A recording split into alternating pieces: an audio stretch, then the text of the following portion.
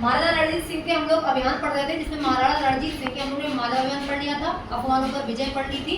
और जब ये मालव अभियान हुआ था वो वाला, तो उसमें ब्रिटिश साम्राज्य इनसे बहुत बौखला गया, अर्थात इनसे डर गया, और उन्होंने क्या कहते हैं इनके साथ अमृतसर की संधि कर ली थी। अमृतसर की संधि कब हुई थी?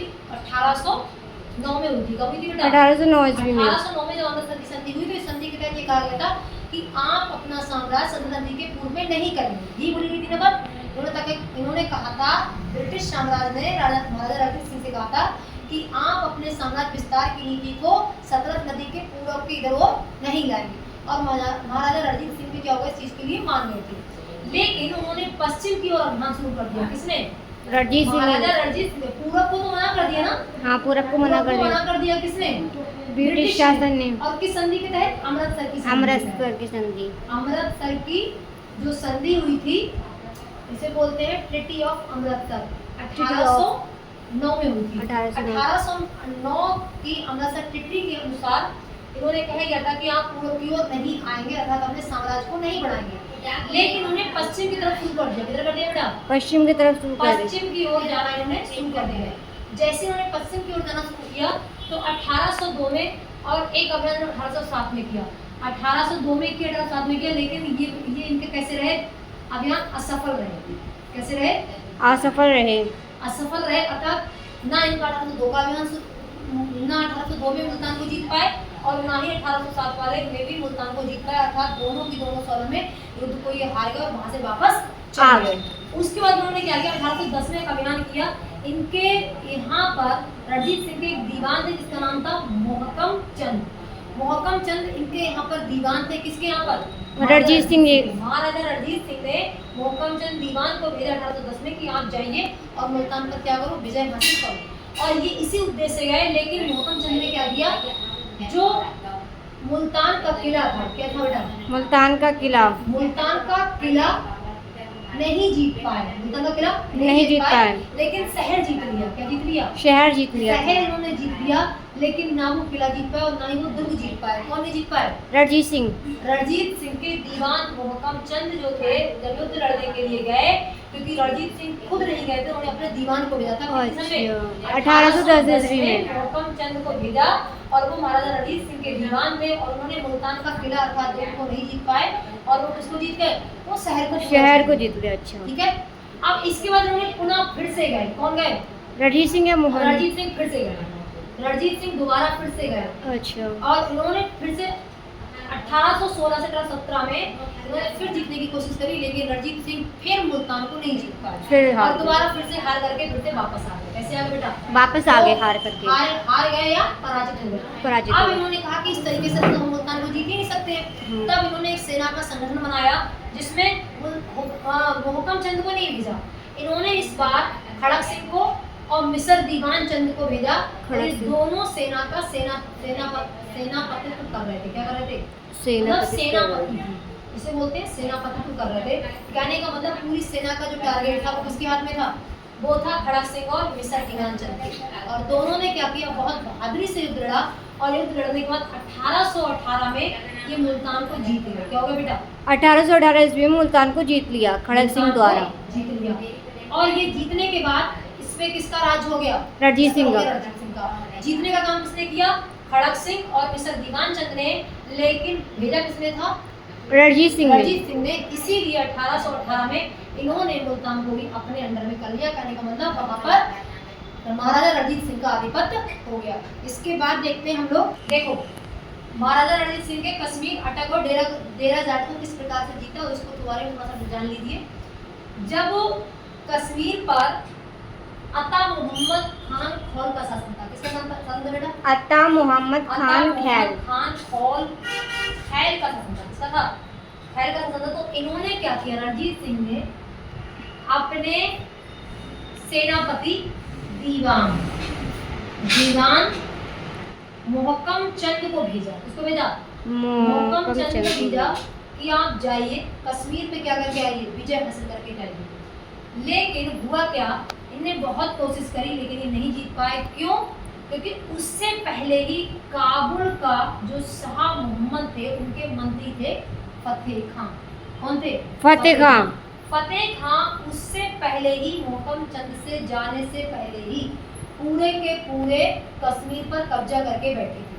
समझा रहा है? ओके जब ये मैम। आक्रमण के उद्देश्य गए तो उस समय इनको पता था कि कौन शासन कर रहा है, अता मोहम्मद कर रहा है। हाँ, कर रहा है। लेकिन जैसे ही महाराजा रणजीत सिंह ने मोहकम चंद को भेजा, हाँ। उन्होंने वहां जाकर देखा कि कश्मीर पे जो शासन कर रहे हैं वो तो काबुल का शाह मोहम्मद के मंत्री फतेह कर रहे हैं शासन।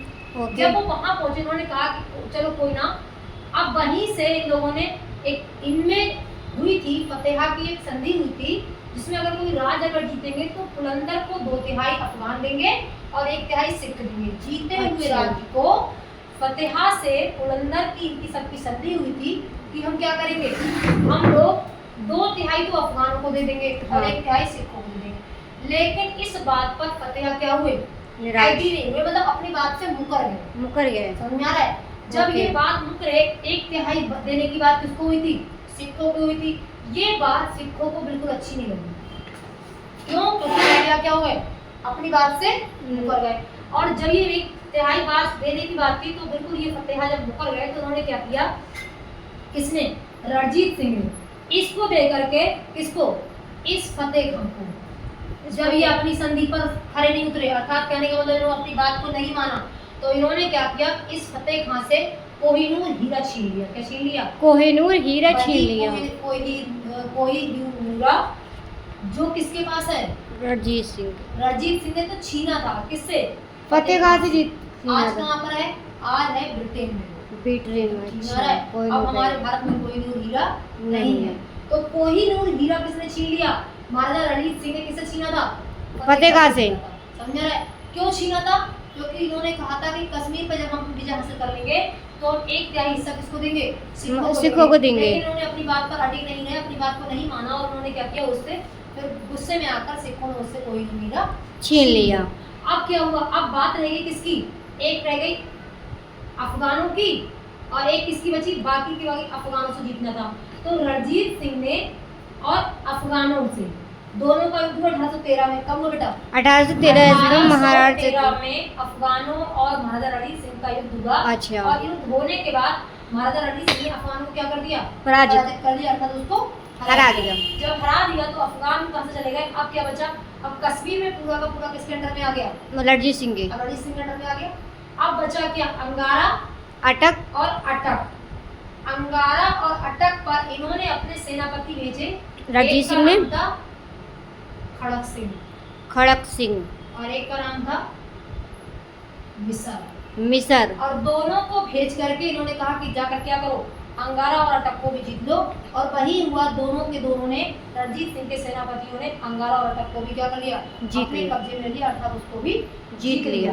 अब क्या हुआ, अब बचता है 1821 में इन्होंने डेरा जाट जीत लिया, 1837 में लद्दाख जीत लिया। ओवरऑल कहने का मतलब यह है कि इनके राज्य में जितने भी चीजें थी, कश्मीर, अटक और डेरा जाट जितने अभियान थे उन्होंने सब क्या कर लिए, सबके सब इन्होंने अपने उसको जीत लिए। समझ में आ गया इतनी बात?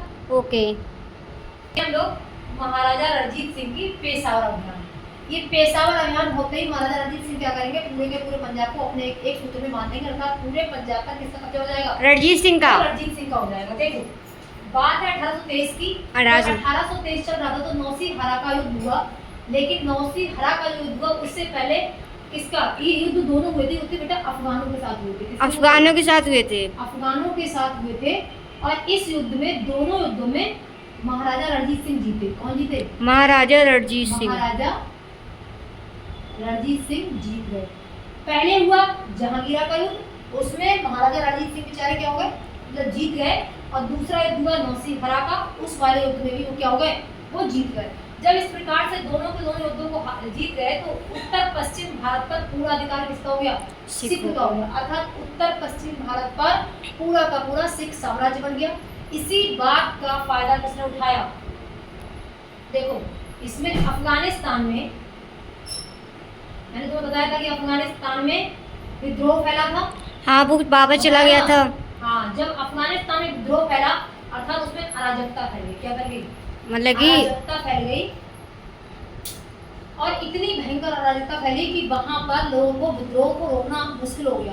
और इसी बात का महाराजा रणजीत सिंह ने फायदा उठाया और पूरा का पूरा जो अफगान भारत में शासन कर रहे थे उनको क्या कर दिया, पलट दिया, अर्थात उनको वहां से भगा दिया। और पूरा का पूरा उत्तर भारत पर पूरा कब्जा किसका हो गया, सिखों का हो गया, अर्थात महाराजा रणजीत सिंह का हो गया। इस प्रकार पूरा का पूरा पंजाब का साम्राज्य बहुत विस्तृत हो गया।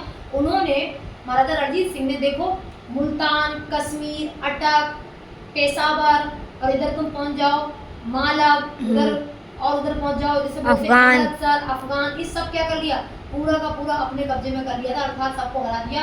और इस प्रकार महाराजा रणजीत सिंह ने बहुत बड़ा साम्राज्य स्थापित किया, किसको, पंजाब में। यहीं से बोलते हैं महाराजा रणजीत सिंह का पंजाब का उदय, अर्थात पंजाब को किस प्रकार उन्होंने, जो मैंने तुम्हें बताया था कि 12 मिसल थे, क्या थे बेटा, 12 मिसल थे।